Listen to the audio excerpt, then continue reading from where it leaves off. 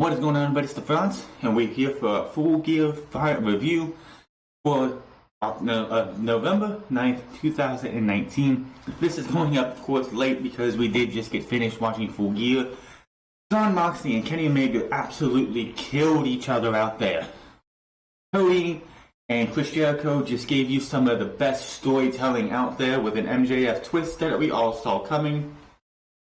We had 3 championship matches and a whole slew of other great matches as well. This was absolutely, I think, their best pay-per-view so far. Before we get started, of course, on the review and everything, they did use a different set. It wasn't the normal that we've seen for Double or Nothing, Fyter Fest, Fight for the Fallen, and All Out, and of course the TV show. It was changed up. It looked like a steampunk type thing. They had a ramp that went from the entranceway all the way down to the ring, which played a factor into Chris Jericho versus Cody Rhodes later on in the show. Taz, Golden Boy, and Excalibur called the buy-in match, which was B. Priestley versus Britt Baker. After that, it was just JR and Excalibur. I was kind of disappointed. I was hoping we'd hear Golden Boy for the entire show because he is on the contract. But here's my thing as well. AEW Dark is a thing in AEW now. With Taz, this is his second appearance. Could they sign him and have Golden Boy, if they have him available, and Taz be your commentary team for AEW Dark? I think that would be awesome. This show went about 4.5 hours with 4.5 hours with that buy-in, of course.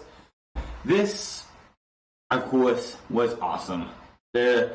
Outside of one match that I just can't get into, I can't get into this champion. I'll talk about it later, and you know who that is.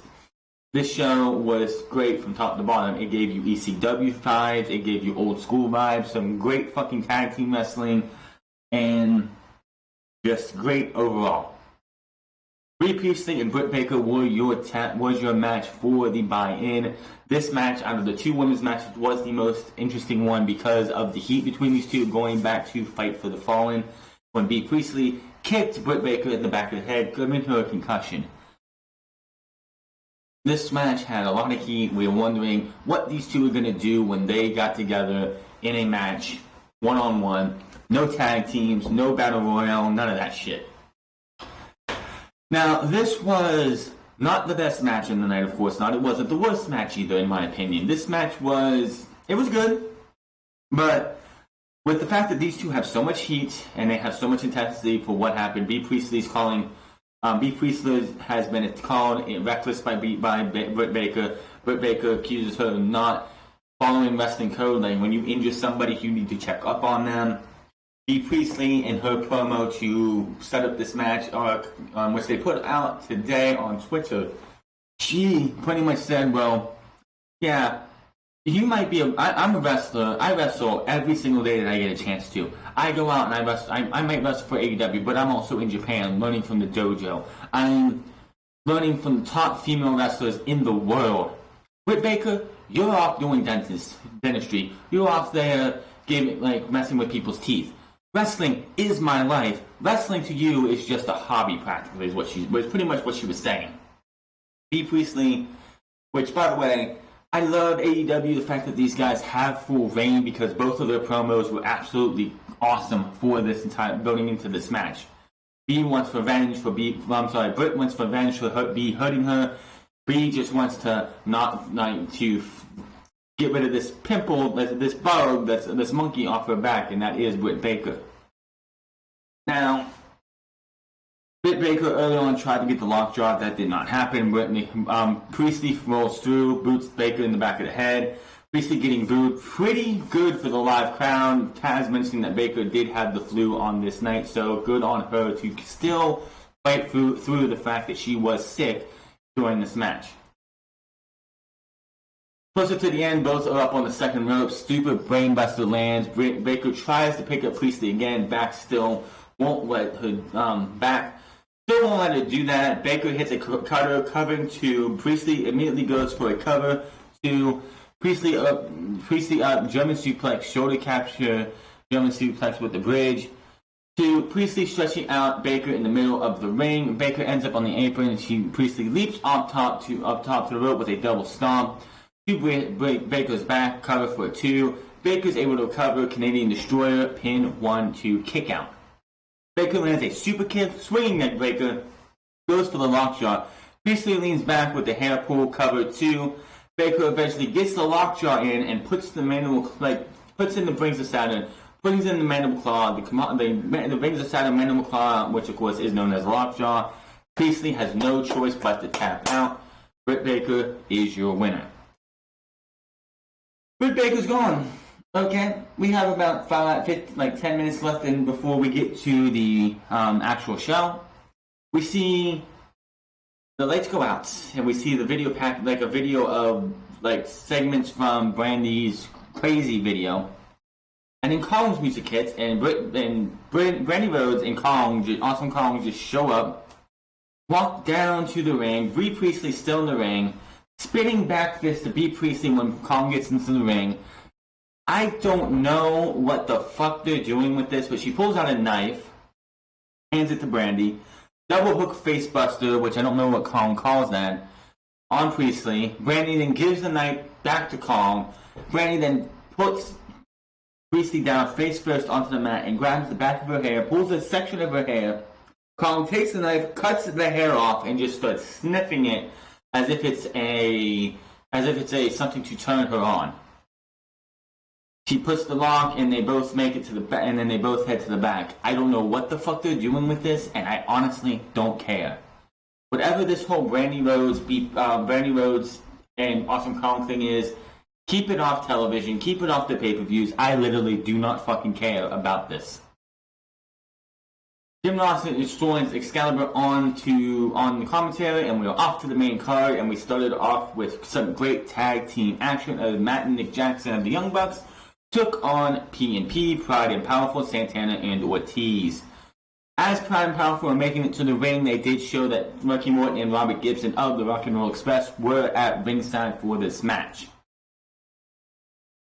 So, I guess Rock and Roll Express are signed to AEW, even though they're the NWA World Tag Team Champions. Oh, spoiler alert if you watch NWA Power. Now, this was a great fucking match. This was so hot and heavy from the beginning. These giant teams just going at each other, trying to beat the hell out of each other. Let's see here. Towards the end of the match, we had a buckle bomb and Seguri combos. This was in the middle of the match. Nick sells a foot injury, as earlier he went running to try and hit, I believe it was Ortiz, who was on the outside. Tries to kick him. Ortiz moves. Nick's foot or ankle hits his shin ankle area, hits the ring post. It's not a round ring post, it's a squared up ring post. So he was compromised for the remainder of the match. I don't know if he's legitimately injured, but that looked absolutely horrible. You heard the thunk when he hit that thing. He hit it pretty fucking hard. Double flag trapping to Ortiz with a senton cannonball out onto the floor. Ortiz lifts Matt on the shoulders. Santana heads to the top. Matt tries to fight it off and ends up countering Street Sweeper into a powerbomb. Matt with a super kick to Ortiz. Ortiz takes a powerbomb, slice bread number 2 combo. Meltzer driver attack, but Nick's leg gives out and he falls flat onto the mat. Just gets up for the spring and just falls off and just goes straight flat down. Matt checks on his brother and puts him up on the top rope. They're going to go for more bang for your buck, but Santana makes the tag and does some planning with Ortiz. Nick then gets in the ring, very much in pain. Nick then spits his gum at Santana. Santana picks it up, and instead of doing anything else, he eats it. Crowd, of course, chanting, "You sick fuck." Nick then swings away on his both opponents, and then Santana spits the gum back at Nick. Nick with a flurry of kicks, despite the pain, he flips off Santana and hits a rising knee strike. Powerbomb on Nick, super kick to Nick's head, cover. Matt shoves Ortiz into the pin to break it up. Matt gets knocked to the floor. They hit the Street Sweeper on Nick. 1, 2, 3. That is that. Proud and Powerful. Santana and Ortiz have beaten the Young Bucks.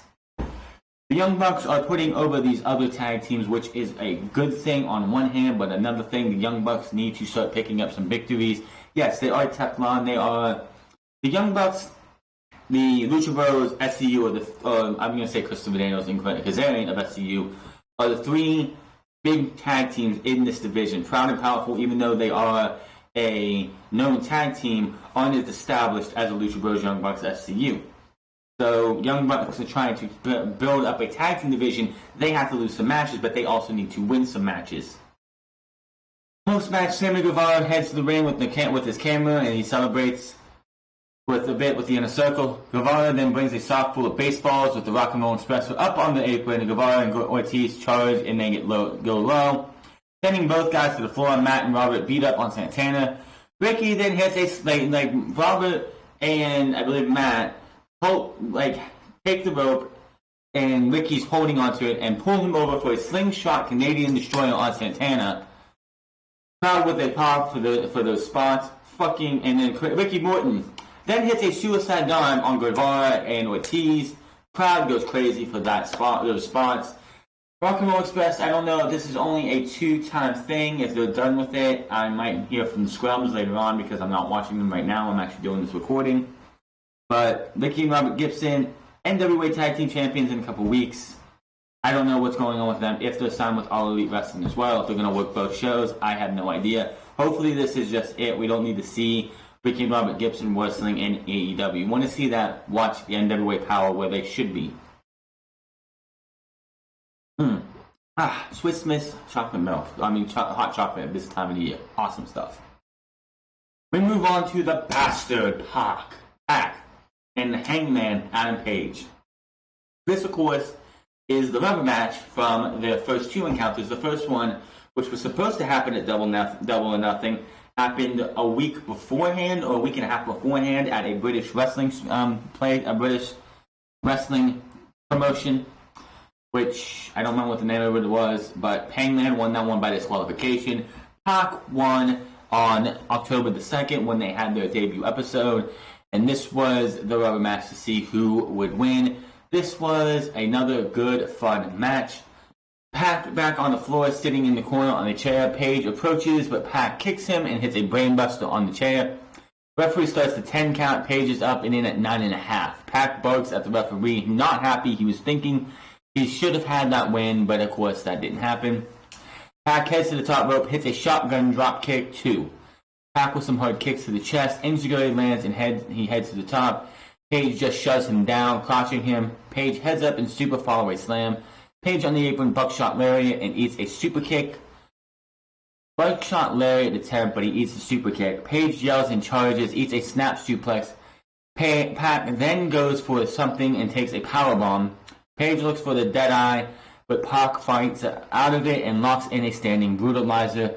Page is fading, and he's fighting for it. He's just fighting to get out of this. He's on one knee, and then just falls over to the ropes, getting into the ropes, so that is not going to end this. Pac goes for the Black Arrow, but nobody home. Page up on the apron with the buckshot lariat, missed it. The two nearly run into the referee. Robo kick attempt by Pac during the confusion, but Page blocks it. Lariat, Deadeye hits, cover, 1, 2, 3. Hangman Adam Page gives Pac his first singles loss in AEW. And before this, he was like 3-0-1 with that one being a time limit draw with Jon Moxley. But that is going to do it for them. Nothing happened after the match. Just moved on. They did show us more, which they showed a replay of Awesome Kong and Brandy Rhodes earlier. I don't know. I don't give a shit about this. AEW is not squeaky clean on stuff that I'm not going to give a shit about. And we'll talk about another thing here in a bit. But we have Shawn Spears, the chairman, the self-proclaimed chairman, versus the bad boy, Joey Janela. Now, this match came to happen because a couple weeks ago, they were doing, I think it was on Being the Elite. Being the Elite, it had to be. Joey Janela was smoking in a room, and outside that room was Shawn Spears and Tully Blanchard. So Joey Janela just comes up, takes a cigarette, and pops it into Tully Blanchard's soda. This past Tuesday on Dark, they didn't do anything for weeks. I was like, they just dropped that and they're not going to do anything. Well, they decided we're going to have Joey Janela smoking outside, have Tully Blanchard and Shawn Spears beat the hell out of him and caused some problems. And then on Wednesday, I believe, Shawn Spears was in another match against, what was it, Brandon Cutler? And he was going to Death Valley Driver him after the match onto the chair. Joey Janela came out and chased him off. And this match is that's where this match has come from. This match was a good, fun match, but I don't think they could. They could, if this match wasn't on Full Gear, I think Full Gear would have just been fine. This wasn't a match that screened pay-per-view. This match screened next week in Nashville, AEW TNT. That's where this match should have happened. But towards the end of the match, he lands a thrust kick, multiple forearms. Spears looks for a timeout on the floor, but Janela with a senton off the top rope to the floor, knocking Spears down. Back in the ring, Janela goes up top, and Spears leaps up and hits an overhead release suplex, cover 2. Spears sent to the floor, and Janela with a suicide dive throws Spears back into the ring, kicks it to the head, lariat to the back of the head, suplex pin to Blanchard with the distraction as Spears yanks off the turnbuckle pad. Then, as he pulls the turnbuckle pad off, he drops it in the middle of the ring, goes over to another corner, and just sits there as if he just been attacked. Earl sees the turnbuckle pad. He's like, what the hell's going on here? Grabs the turnbuckle pad, goes to put it back on. Shawn Spears and Tully Blanchard get Joey Janela outside, and Shawn Spears has Janela in the pile driver position. Tully jumps off of the top of the steps, down, and helps him spike, power drive him on the floor. Spears gets back in the ring, hits the Death Valley Driver, 1, 2, 3. Joey Janela loses to Shawn Spears. Kip Sabian talks with Golden Boy, who is the last time we see him on the show.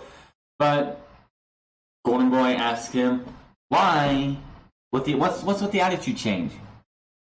And Sabian says he wanted to carve his own path in AEW. He realized when people were forming alliances over here or over there, I looked into possibly working with the TH2, but he also found someone else because that kind of didn't work out for us from the start. He has great chemistry with and they show off Penelope Ford, aka the Super Bad Squad.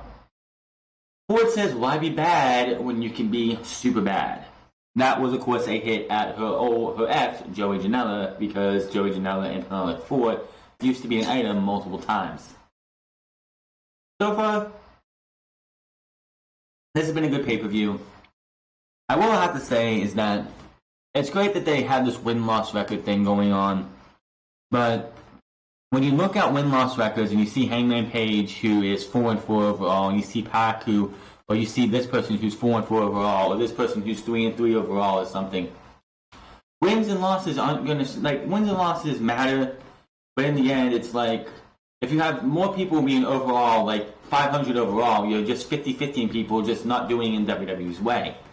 If you have Hangman, who's probably, I believe, 5-5 now, or 5-4 now, if he loses his next match to somebody else, then there's no momentum. Yes, Chris Jericho, unbeaten, hasn't lost a match up until the going into Full Gear. Riho hasn't lost a singles match going into Full Gear. It's just there's not enough people in AEW who haven't gone on a massive long streak to feel big. So when you have a guy like Chris Jericho versus Cody, and Cody 3-0-1, I believe it was, or something 0-1 in singles matches. When those two clash, it's going to mean something more than it's like, oh, there's Hangman who's 5-5 overall, and Jon Moxley who's 2-2 overall, or something like that. It just feels like I think there's a reason why nobody before has done win-loss records. I mean, I can see why they don't really want to do win-loss records, because you have so many people that you want to put over, but you don't want to, have people losing all the time. So you're going to have a guy like Kenny Omega who starts off kind of weak, but he comes back and wins a couple matches, and now he's like 4-5 in his overall record, even though tonight it didn't count no matter if he won or lost. It's just one of those things that it just seems like when you look at the records and you see so many people having close to 500, like over a 500 record, that the win-loss record thing is kind of not working out the way I think they wanted it to. You have a select few people who should be winning almost all the time, and then you have other people who should be winning or losing every so often. Frankie Kazarian, Scorpio Sky, SCU versus Phoenix and Pentagon Jr., Lucha Bros versus Isaiah Cassidy, and it's Mark Quinn and Isaiah Cassidy, the Private Party. AEW World Tag Team Triple Threat Match. I don't like tag team triple threat matches on a whole, simply because it just looks so stupid. You have 3 teams, and only 2 people can be in the ring at the same time. If you're going to do a triple threat or a 3-way tag team match for the titles, please make it elimination. Please make it elimination. You can have a good 5 minutes of a triple threat match, have one team get beat, and then you go and you have the other 2 teams go completely crazy in the next, especially if you go like 20 minutes on a 30-minute time limit, because all title matches were 30 minutes on this night, except for, I believe, the world title match was 60 minutes. And if you would have given me this match at 30 minutes, and the first 5 minutes was a trios match, a 3-way match, and then say Private Party or Lucha Bros or the FCU, whichever team was going to lose, that might be eliminated, would be eliminated, and then you would have, like, say, the Private Party got pinned because they're the younger guys and they're still the more greener guys. They get pinned, they're out, and it's just on the Lucha Bros and FCU rematch of what we saw 2 weeks ago. But I just don't like 6-man. I just don't like triple threat tag team matches. It was a good match. I just, and another thing, it's a triple threat tag team match.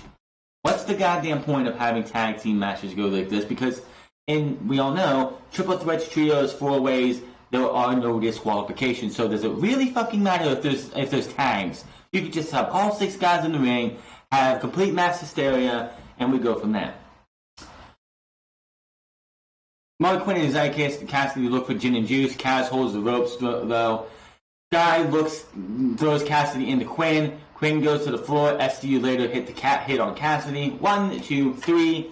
That is it. SCU wins the match, but the match wasn't the big talking point from this at all. It was after the match. Post-match, the Lucha Bros attack them.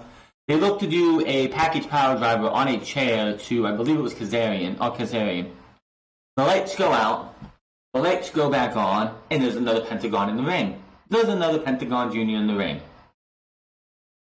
Now, I already knew, and I think everyone else knew, who this was going to be.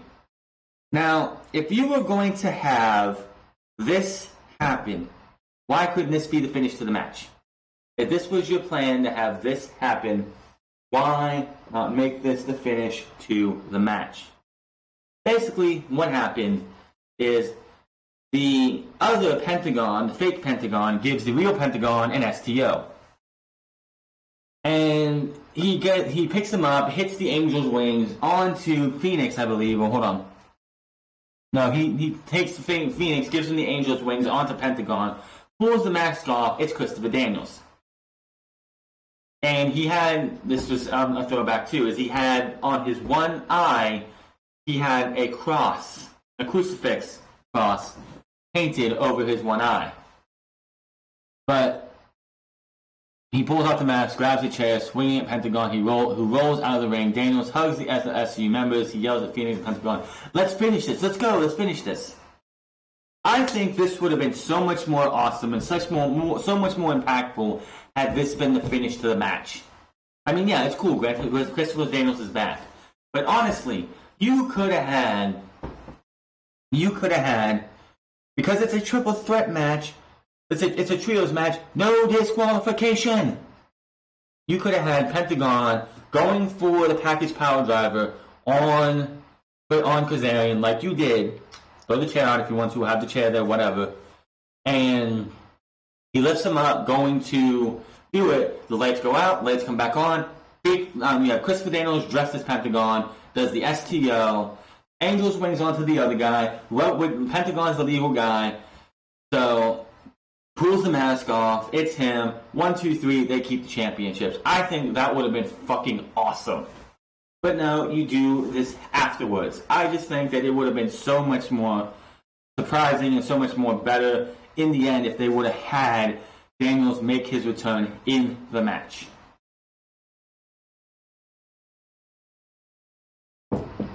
AEW Women's Championship, Riho versus Emi Sakura. I'm going to be brutally honest. I don't give a flying fuck about Riho.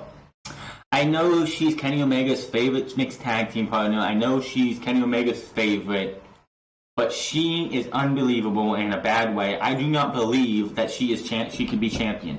I do not believe that Emi Sakura, who is like twice the size in body mass and like, I'm not trying to say she's fat or anything. I'm just saying like she's built. She has a build bigger than Riho. Riho is 95 pounds soaking wet, and she's your AEW Women's World Champion. I just can't buy her as a legitimate champion. I just cannot buy her. I know Kenny Omega loves the Joshi wrestling. I know he loves Joshi wrestling. But Kenny Omega should realize this is the United States of America. It doesn't appeal to us as much as they want it to. Yes, you had fans chanting, "Let's go Rio." But she just doesn't come off as a legitimate champion. They need to get that title off her. Britt Baker won the first opening match. They had this ranking system come out at the beginning of yesterday. Britt Baker was number 2. Emi Sakura, who only had 2 matches before tonight, is number 1 for some fucking reason. I don't know why she was even given the number 1 contendership. But she didn't win this match. Riho won this match. I literally could not even. Well, I didn't give a shit about this match. I couldn't watch this match. It's just I can't believe Riho as a champion. I can't. I know I'm not the only one who says that. Riho, I know she means well, and I'm sure she's a hell of a person. It's just as somebody who is the head of the division, as the champion of that division, I just don't believe it. I just don't believe it. And the biggest crutch in AEW is the women's division. And Riho, as the champion, makes that division, doesn't make that division any better. And here's the sad part. They don't have anybody. They don't have anybody who is a big star in the women's division. People are saying they need Tessa Blanchard. Quite honestly, if they got Tessa Blanchard, she would be the only big star, the only potential star that they have right now. Bea Priestley isn't there yet. Britt Baker isn't there yet. Riho isn't with it. I don't care if she started wrestling she's been wrestling since she's 9. She's only 22. I don't care. She had that match with Nyla Rose. If it wasn't for the fact that Nyla Rose was green as grass, I still don't believe that they actually let her go over Nyla Rose just because of the size differential. She's 6'7", and she's 7'1", and she's like 7'1". She's 7'1" overall, 6'7", and she's like 7'1" overall, like 5 or something, 5'1", 5'1". In singles matches or something like that. She's undefeated. She's only had 1 match loss, and she's undefeated singles action. And Emi Sakura is the only person to beat Riho. I think she's the only person to pin Riho. Riho didn't take a loss in the other match. I think she lost, which was like a 6-woman or something. It's just, I can't deal with it. I can't stand the fact that you have this women's championship that you want to make feel important. Riho is not doing that. I don't care. This is one of those things, I don't care who she's beat, who she's wrestled, who she's gone up against.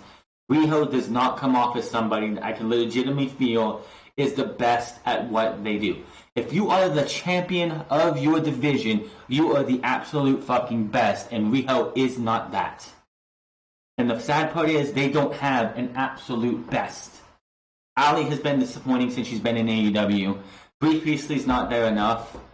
Britt Baker is definitely nowhere close to ready enough. Awesome Kong is not there enough. I don't know what they're actually doing with her, if she's going to be challenging eventually.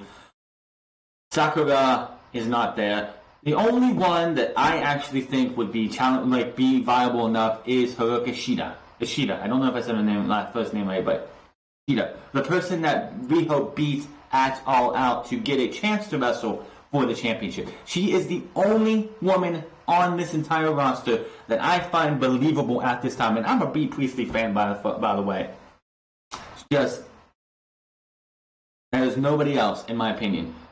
Like, Britt Baker might get the championship next time around. I don't know. But all I know is Riho needs to lose that championship ASAP.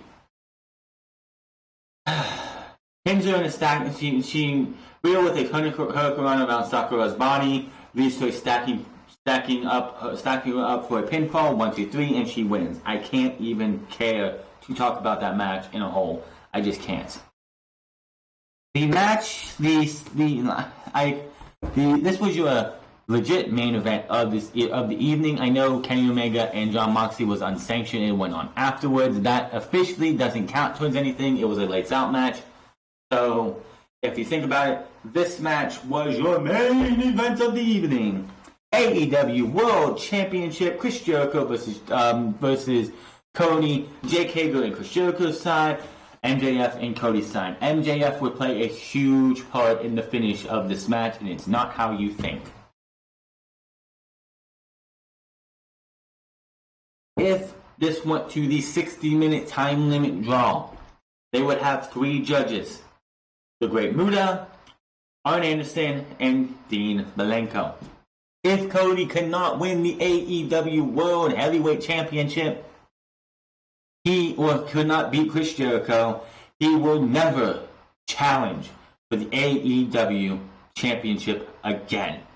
Now, I was going into this thinking, Jericho can't lose this title right now, but Cody should not be able to challenge for the title again. So how do they get out of this? The only way I can see them getting out of this is because he said if I don't win the match. He never said if I don't win the title. So I was like, oh, that makes it easy. They wrestle about 25, 30 minutes, and then something happens. Referee sees it as something illegal. They call for the disqualification, and Cody wins, but does not win the championship. Now, during the match, Excalibur did mention as well that because Chris Jericho wore a weight belt as well that said Le Champion on the back, and he said something about if the match went to a disqualification because something Chris Jericho did, you'd think that'd be an automatic rematch for Cody, which quite honestly would be true. So he did confirm in that statement that yes, if Cody Rhodes would have won this match by disqualification, he'd still be eligible to challenge for the championship again. Did that happen? We'll talk about that in a minute. This was great. Cody Rhodes is by far one of the best storytellers in wrestling today. This guy, these two out here gave you a hell of a match. There was a point in this match where Cody, as I told you earlier, they have a ramp they went to the classic WCW ramp where it goes from the stage all the way down to the ring. Now back then, those stages were made of some strong wood or something that was if somebody needed to go through it, they could. This one was made of steel. This one had a steel grate on top of it. So Cody decides, I'm going to try and do a dive over dive to Chris Jericho on this ramp. Chris Jericho moves out of the way. Cody, face first into the steel grate, big gash over his head. Dude was gushing fucking blood for a few minutes. Doctor came in, got some something on there, kept it closed, kept it from bleeding much more, and after they got the blood cleaned up a little bit, Cody was able to get back to the ring and not a problem. Cody's mom was at ringside for this. Later in the match, Chris Jericho goes out and gets in front of her. So what does she do? Slaps him across the face. Cody knocks him on the ground, and then all you saw was his mom's hand go and slap him on top of the head. So his mom got not one, but 2 slaps in on Chris Jericho. But it was like the will to get through this. Cody knew that he had to win this match or he was never going to be able to challenge for this championship again.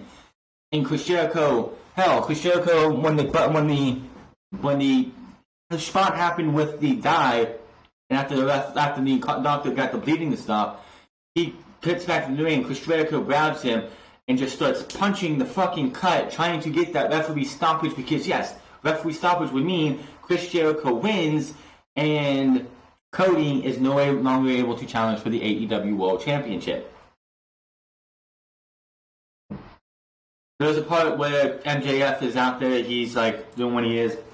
Jake Hager ends up not hitting Cody later on in the match after I believe they were doing, I can't remember what they were doing, but the referee, Aubrey Edwards, who has done both world title matches, all 3 world title matches, I believe. I think she's called all 3 world title matches as a referee.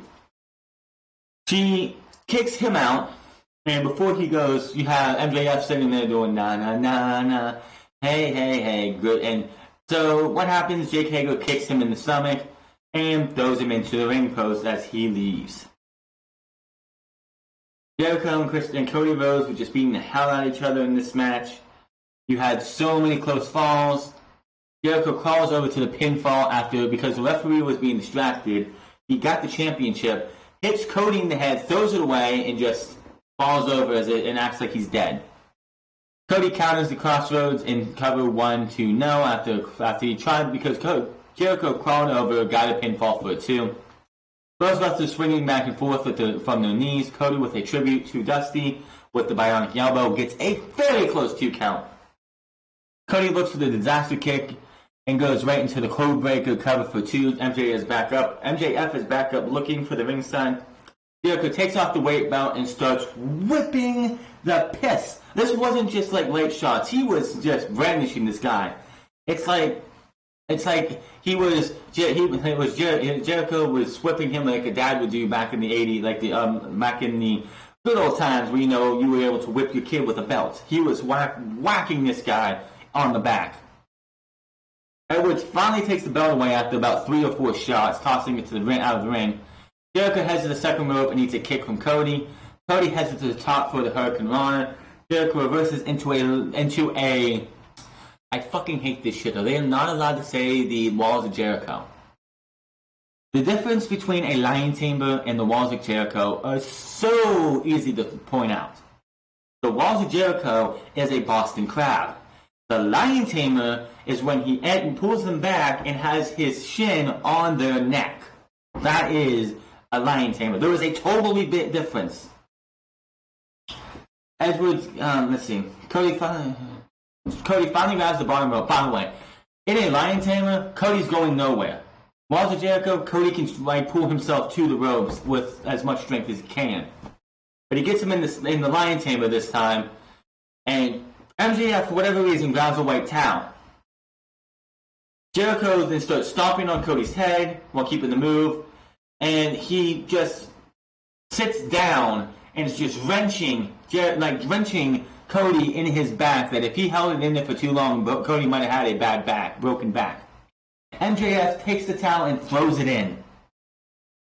Crowd boos so hard. Bell rings. Chris Jericho retains the AEW World Heavyweight Championship by MJF throwing in the towel. So Jericho wins. Cody can no longer challenge for the AEW World Heavyweight Championship. Post-match Inner Circle come to the stage with the bubbly. They celebrate. MJF is in the ring with a dejected Cody. MJF looks like he's crying. He's like, he's sorry. He's on his knees, like begging, please, I'm sorry. I was doing the best I could do for you. Cody, he's like, I'm not listening to this, and he's just like, he eventually goes over and picks him up and says a couple words to him. MJF's like, okay.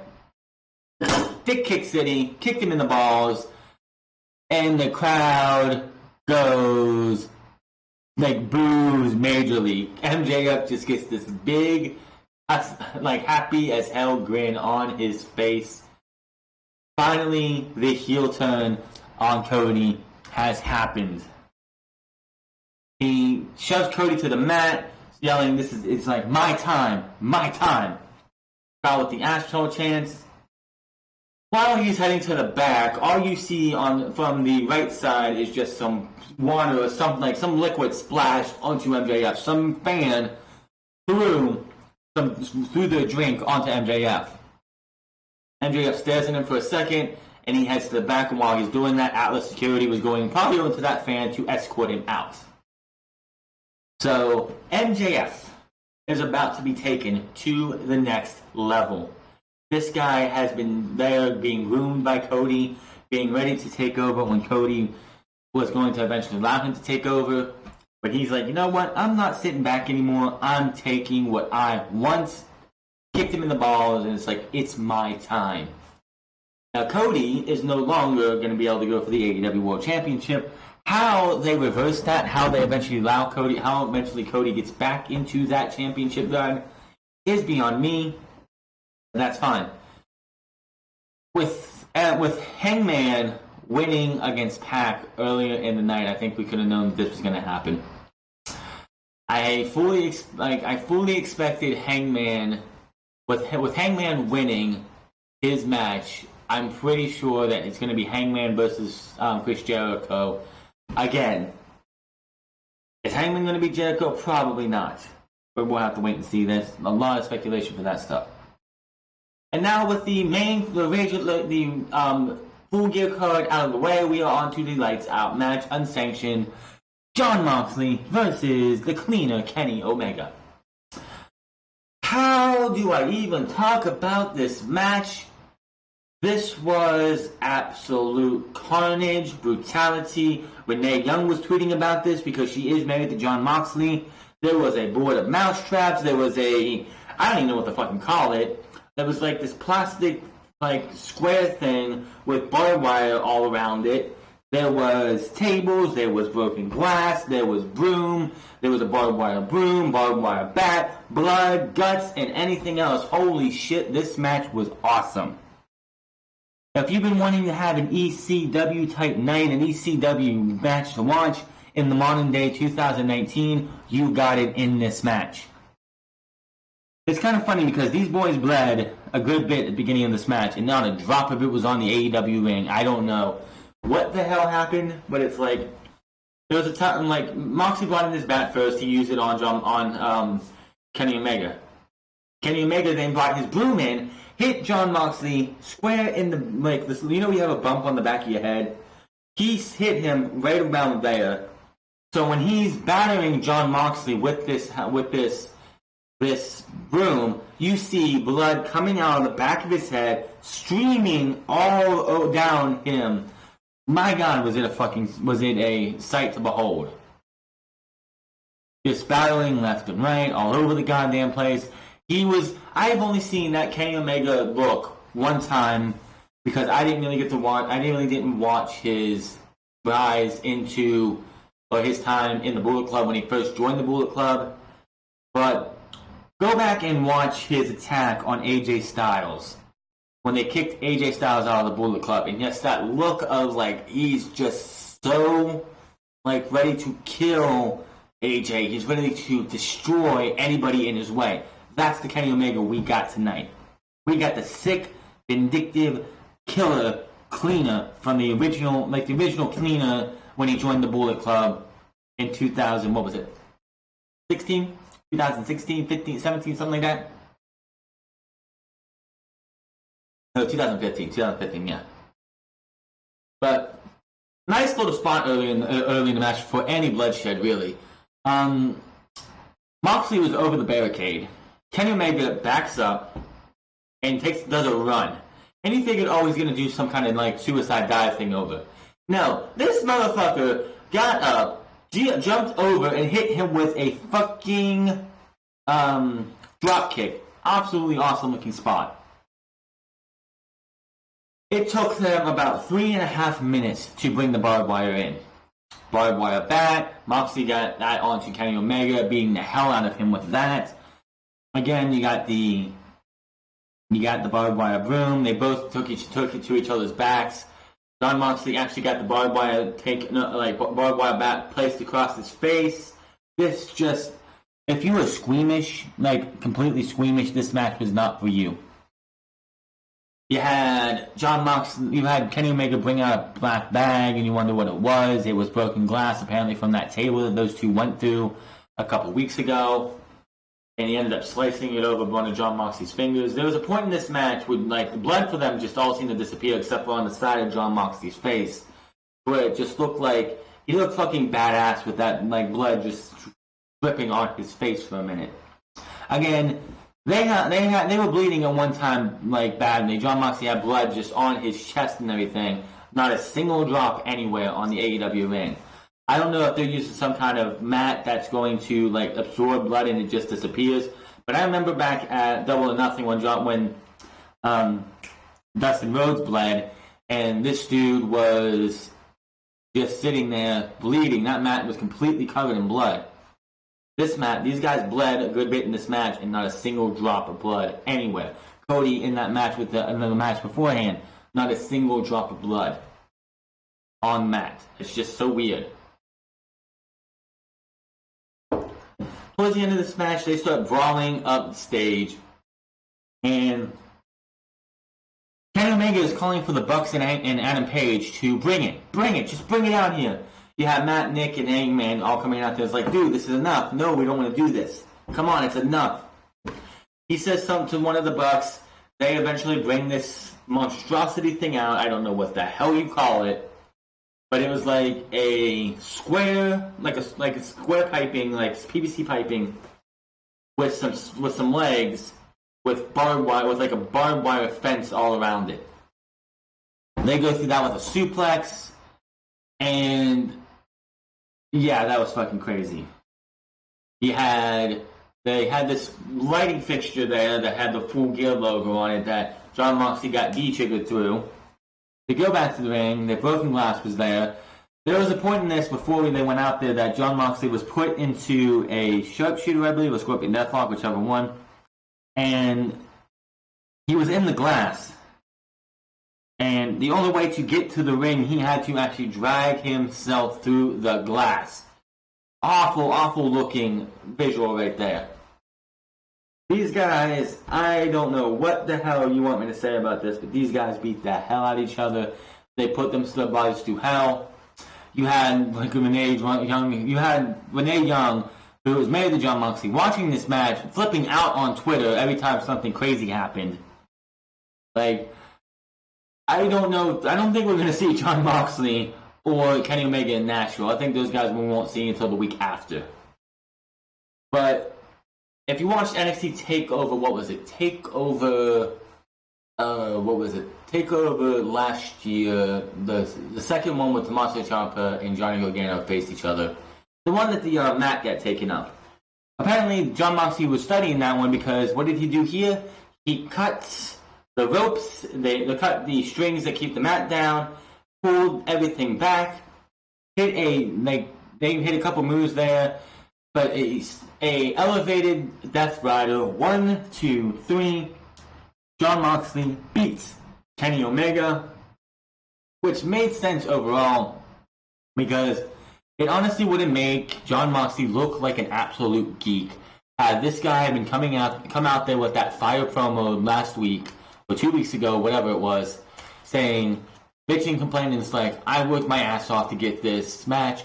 I went after him from day one, and you're going to sit there and make this match not count. Me beating Kenny Omega is not going to count. So if he would have went out there and not beat Kenny Omega, then I think that would have been stupid for them to do. Moxley is amped up. The Young Bucks come out to check on Omega. Moxley looks at the cameraman and it's like, am I number 5 or number 4? Number 5, number 4. It doesn't matter. Flips him off with the double bird. And he starts talking trash more to the camera as Matt and Nick continue to check on Omega. That is the end of the show. Full Gear is in the books. Was this the greatest pay-per-view of the year? It's up there. Is it better than Double or Nothing and All Out? Definitely. This was the best pay-per-view I think they've done so far.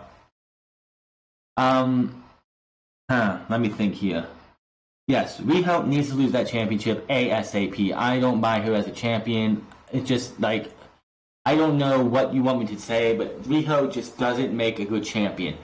You at like the wins and losses are becoming, what do I want to say? They're becoming less and less important when you sit there and you see a lot of people are like Hangman Adam Page 4-4 or 4-5, Kenny Omega 4-5. You had this person 4-4, this person 3-3, this person 5-5. It's like, what's the fucking point?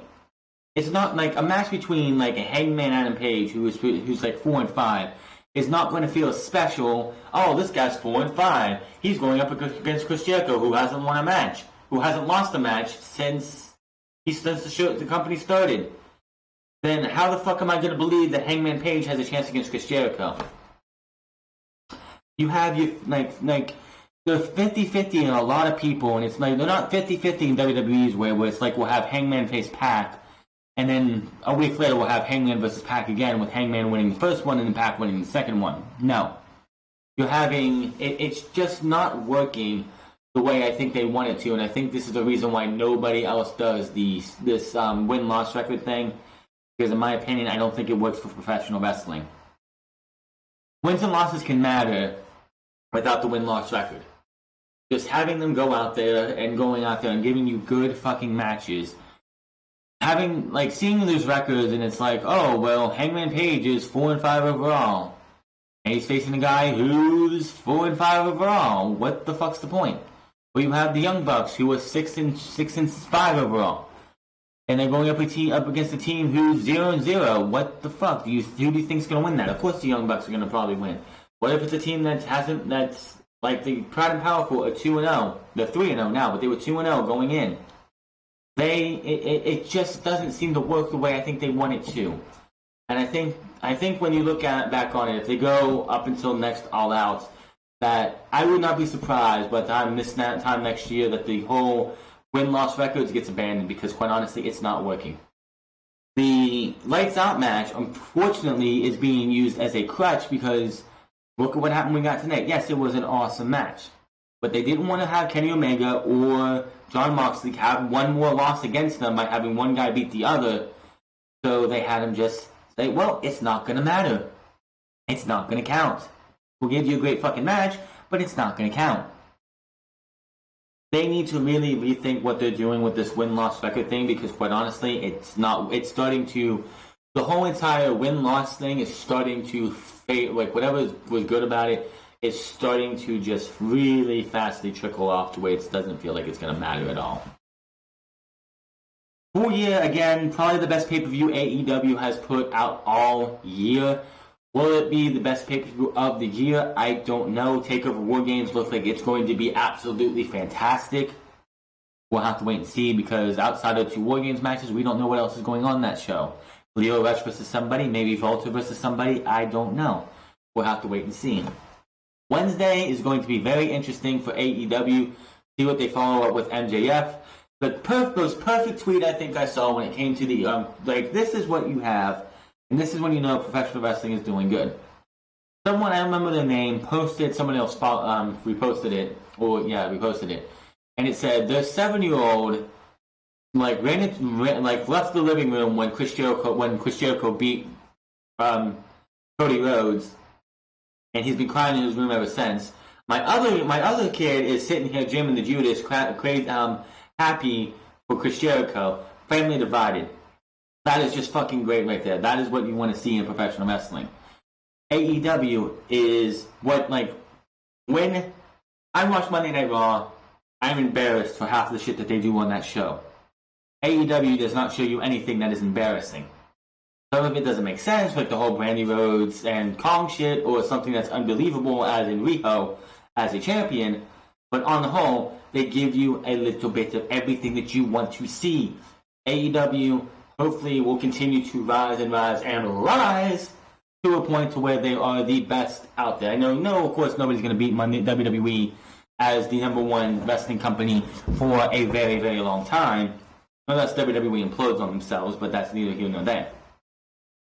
But that is all for your AEW review. Hit that subscribe button, comment down below, like or dislike this video. Follow me on Twitter at The France Club. Follow me on twitch.tv/The France Club. Follow me on the front. Follow me at my other YouTube channel, The France Plays, as I am playing through Destiny 2. Destiny 2 New Light came out at the beginning of last month. So I've been playing through it, getting through all the New Light, all the Warmind, and Curse of Osiris. I did not get to record the Red War, so I'll probably play through my Warlock within the Red War, just to give you guys that content as well. But that is going to be everything, and I'll see you guys tomorrow for Unscripted, which will be going up in the afternoon, probably about 5 or 6, because usually I record it at this time, and I'm just way too tired to do that. Till then, my name is The France, and I'll see you guys later.